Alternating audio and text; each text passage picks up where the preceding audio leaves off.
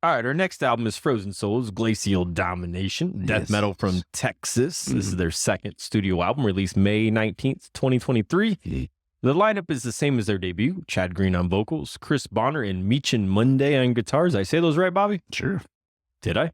Wasn't paying attention. Samantha Mobley is on bass and backup vocals, and Matt Denard, what a silly last name, is on drums. Silly last name, right, Jason? Yeah, man, it's pretty silly. 11 songs, 42 If I was and a less half mature, minutes. I might laugh at it. Opens with Invisible Tormentor, which has got a post-apocalyptic intro right into some beat-down death metal. There's some power behind these drums, though. Relentless double bass, deeper guttural vocal than I was expecting. A lot of bounce to it, groove-infused death metal, if you will. And I'm here for that. It's a great opener. Yeah, man. So I kind of slept on these fucks. I ain't gonna lie. I gave it a listen when it first came out, but I got lost in the shuffle. I mean, I did like literally hundreds of fucking reviews. You did, literally. But I'm not on the show anymore. I got like all kinds of free time to listen to shit that doesn't suck. What are you talking about? You're on the show today. This is one of the albums I went back and listened to, and this shit's fucking awesome. They definitely worship at the Church of Bolt Thrower.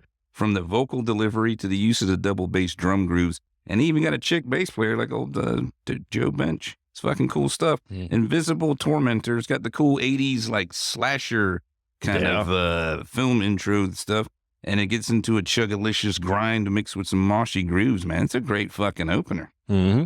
Yeah, it's interesting. I feel like I got something different out of it, but not in a bad way. I got a lot of Amon Amarth flavor out of this. Well, they also love Bolt Have Thrower. you seen them live? No, I haven't. You haven't seen? So I seen them open for Amon Amarth, Cannibal Corpse, and Obituary recently, man. That's pretty fucking cool. It's like big, super stompy battle riffing. Like it Bolt Thrower definitely has that, like that mid-tempo, just fucking, you know, And I'll marchy. Yeah, man, good stuff. I'll mention Amon Amarth again later on in this review here. There's definitely parallels to it. That was a nice one, Bobby. Arsenal of War is the second track. You hear the swords clashing, definitely a battle going on right back into it. The drummer never fucking stops on this album. Badass solo leading into the breakdown section. Another killer track, man. This one's got a music video. I don't know if you're aware of that. You said they have a lot of videos, They got a shit ton. Yeah. That's the first one so far. The cool ancient battle sounds is cool to open it up. Nice use of the percussive bark on the vocals. He's locked in with the snare. And there's like cool punctuation from the cymbals, which is a cool trick you can do with the gutturals in death metal. Yeah, I like the way that you worded that, the percussive bark. This was one of the songs where the vocals really stood out to me. Again, much like we just talked about with the Death album, very good enunciation here. Like, this is not your standard Cookie Monster stuff. Like, on the surface, yeah, it might sound like that. When you really dig in, you listen to this stuff, you can understand all the stuff that he's saying. And that's, I mean, it sounds silly, but that's a big deal in death metal because most of the time, you know what the fuck these guys are saying. You don't. Then you're digging into lyrics and you're like, oh shit, they got a lot to say, but they didn't enunciate it. So you didn't know going into it, you know, I mean, it's cool. And it goes along with kind of the mid-tempo stompy stuff. It's a battle cry. Next song we'll talk about is Morbid Effigy. Features John Gallagher of Dying Fetus. The lead-in was really fucking creepy, like something was being beaten and eaten in a dark cave. It was beaten and eaten. It was really fucking crazy. This one's nasty, heavy, just absolutely filthy track. I loved it. Also has a music video. It's got another synthy intro. It's got some big meaty chuggas with the sick blast beat stabs. This one will definitely have you doing the old stink face for sure. Hell yeah. This was a good song. I had high hopes for this one when I saw that it featured John from Dying Fetus. And man, it delivered. It did not disappoint me. You ain't baiting me into this one. Especially like that really slow fucking nasty ass breakdown at the end. Stink face. That's where the stink face happens all day. That's how you do a breakdown, man. Definitely. It was followed up with Annihilation, which is total 80s synth stuff. Really cool. Leads into the title track, Glacial Domination, which features Matt Heafy of Trivium. The lyric, You Will Feel My Hate, which is the call into the breakdown. Really fucking sick. Guaranteed to get your head bobbing. And that stank face, which these guys both just mentioned. I really don't hear Matt on this track, so I'm going to guess the solos were him. They sounded very Matt Heafy in the solos. Oh, I thought And I don't think Matt did anything vocally on this Yeah. track. I hear him all over this track, like guitar wise, though. Yes, correct. Not just the solos, but there's a very Trivium vibe to this overall. Like if Trivium went death metal, I hear that, and initially I was like, it's really weird to like this is your title track and you have a feature on it. But I didn't know that Matt was so involved in the production and stuff. Like he was like a big part of the album in general. So it makes more sense when you hear it that way. And I think if they would have featured him vocally, it might have been a weird. It might have been. I don't know if it would have went with the vibe of the album. I think the way they did it was perfect, and there'll be more of Matt later on. Yeah. This also has a music video. Another one. Title track in the middle. Not my favorite spot, but it's still a cool song. Couple of cool little solos. One of the heavier tunes, but it's not thrashy at all. So it was interesting that Matt was on this one, because when I think of him, it's more of a thrash guy. Yeah. And or metalcore, but thrash. Like I had heard the song before I realized he was on it, and I was like, "Fucking really?" Like that was weird. But yeah, it's a good one. And I don't know, maybe I let that influence the way that I heard it, because I knew he was on it before I listened to it.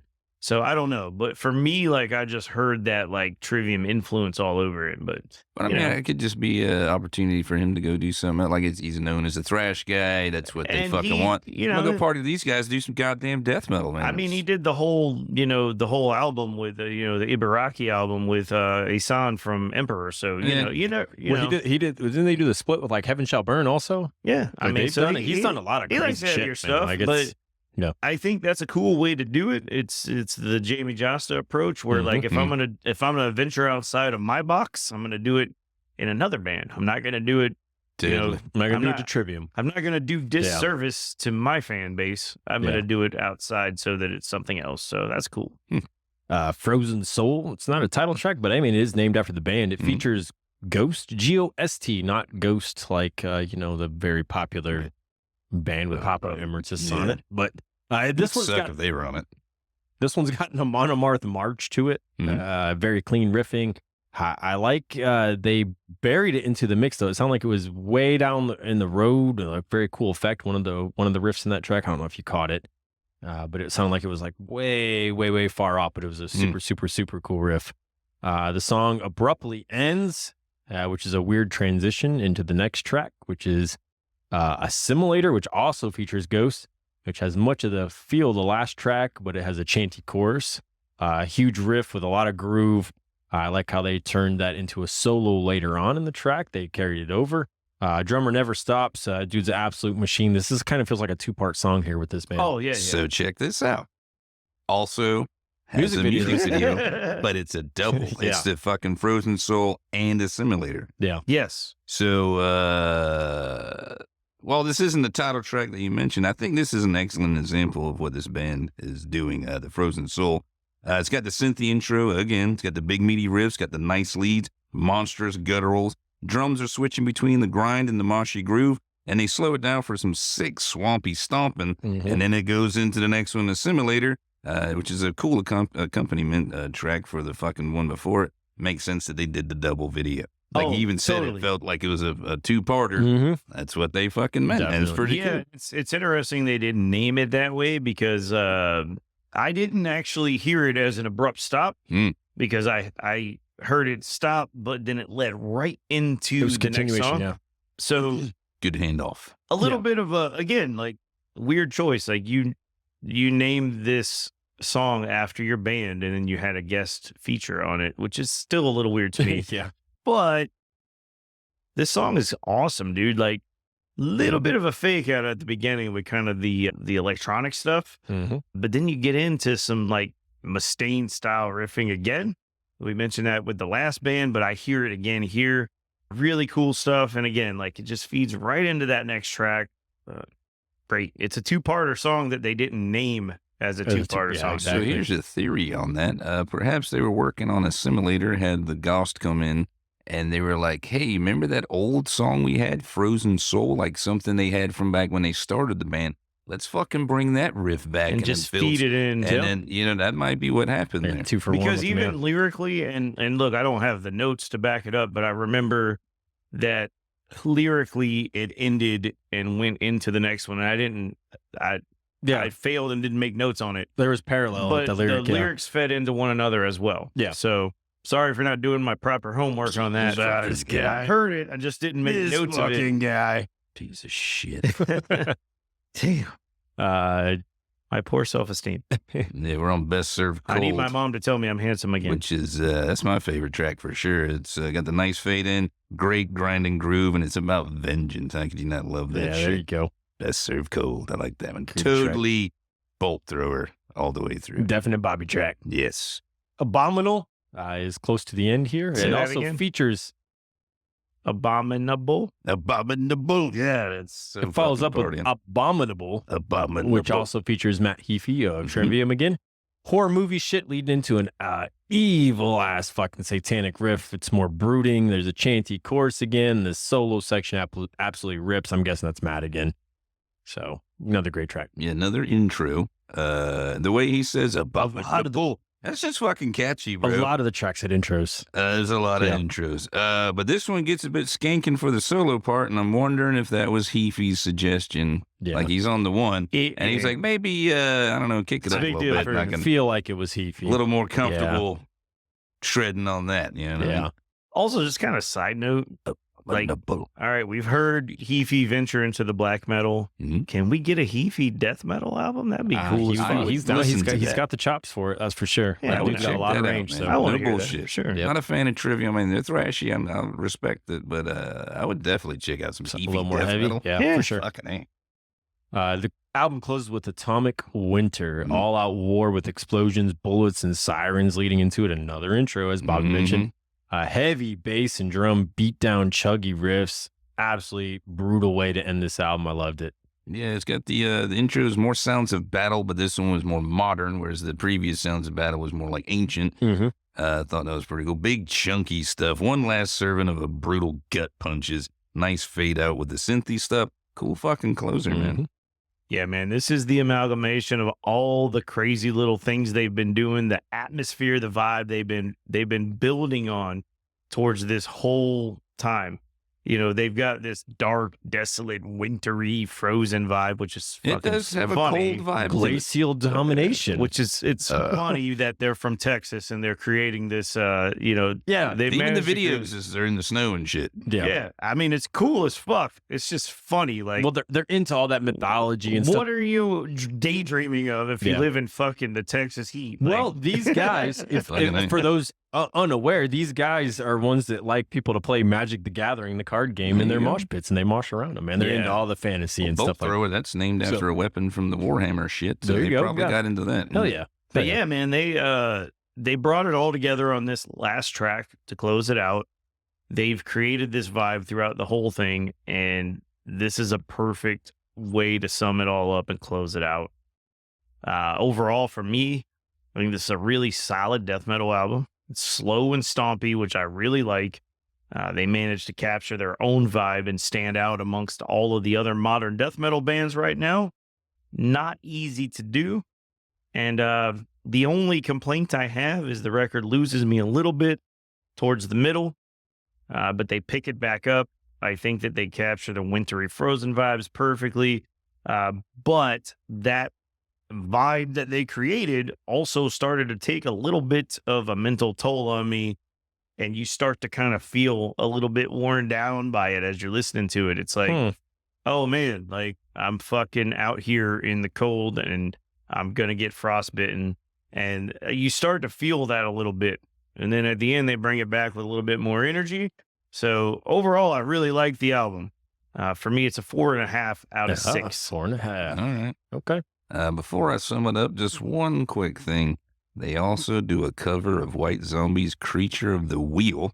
Also has a fucking music video. I did not know that. Now I got to check that out. As fuck. I definitely got to Music check that video's out. okay, I but do the song- like the cover. I The haven't song seen the is video. fucking cool. I mean, the music video is okay, but I'm saying it's a great fucking. I've heard the cover. Check that shit out. I love covers, as you guys know. A couple weeks ago, we talked about them again. But this album, man, absolutely love this album. The only complaint I have is there's too many fucking songs with intros. The There's a beginning lot, of the yeah. album, and maybe like the last track, you know, to build up the epic closer or something's cool. It's just But an album. just randomly placed throughout the whole fucking album, throws off the groove. And then if I want to put like the songs on a playlist, I don't always want the goddamn fucking intro and shit. Oh, yeah. So other than that, this shit kicks ass. Frozen Soul. Glacial Domination is a 5.5 upside down pentagram. Nice. Fucking bolt Hell yeah. thrower stuff. Hell yeah. I love that shit. Hell yeah. I seen these guys earlier this year without ever listening to them. They opened on as I mentioned, the Monomarth, Cannibal Corpse, and Obituary tour. That's how Orbit Culture got you too, right? They'll just go see an opening band and they'll fucking get you. Fit for a king too. No. Shit for So, a king. Anyways, Frozen Soul absolutely crushed So it. simple, but so effective. They crushed it on that tour. They refused to let the crowd sit still, pit after pit, tons of energy, and that translates over into the album. I said it a few times, but there's a lot of groove in this album, very Monomarth in all the best ways. I thought it was cool that almost every track had an intro. War, there was war, horror, creepy, and otherwise. They It were was just- cool It intros. was fucking cool. It was just like, I think there's like 2 songs that don't have an intro. Like, I think it is fucking get to it. I think it is a like valid. I said, you throw that on a playlist, it's a momentum killer. Exactly. You're working out.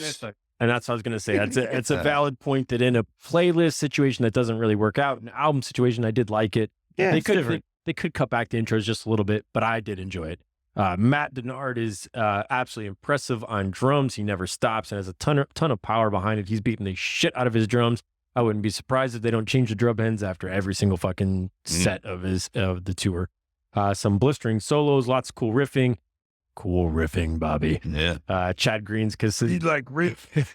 Chad Green's I do like riff. consistently low, deep gutturals throughout are a favorite of mine. This is a killer album. Frozen Soul's Glacial Domination gets a 5.5 out of 6 from me. Yeah. Damn. Right? All right. Fuck you, Nameless. The You're Nameless.